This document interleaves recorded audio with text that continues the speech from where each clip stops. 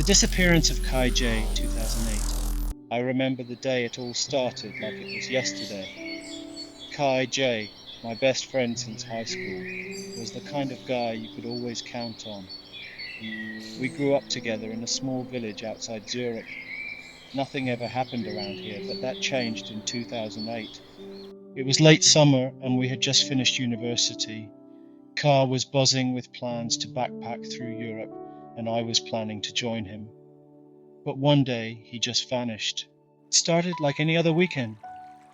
Kai had gone out for a hike in the mountains, something he did all the time. He loved the solitude of it, the escape. He told me he'd be back by Sunday, but Sunday came and went.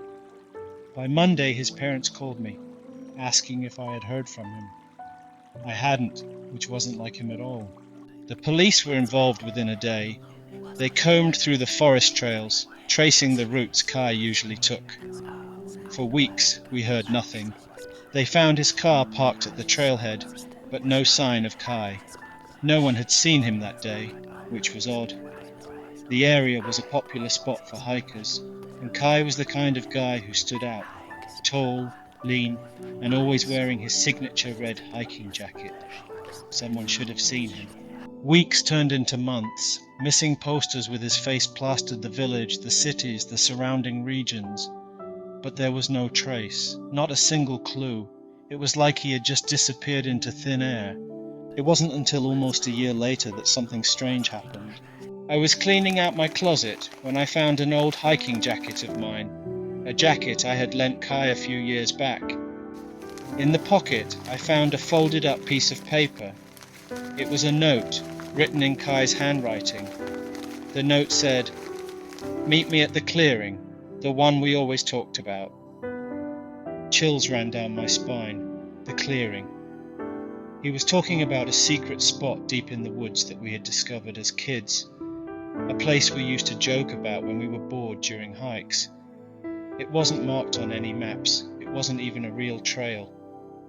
The only people who knew about it were Kai and me. I went there the next day. I'll never forget the feeling when I reached the clearing. The trees around it felt too quiet, like the air had been sucked out of the forest. I walked to the middle of the open space, and that's when I saw it.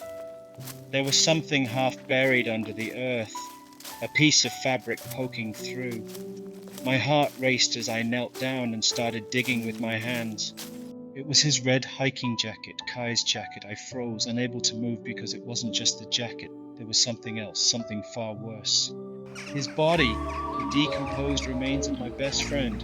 I stumbled backward, my hands shaking uncontrollably. How had no one found him in all this time? Why here? The police were called, and they conducted a full investigation, but the strangest thing of all, they couldn't determine how he had died.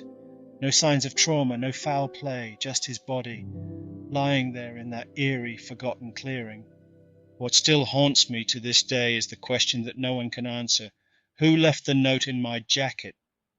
Kai had been missing for a year before I found it, and there was no way he could have written it after he was gone. Someone or something wanted me to find him.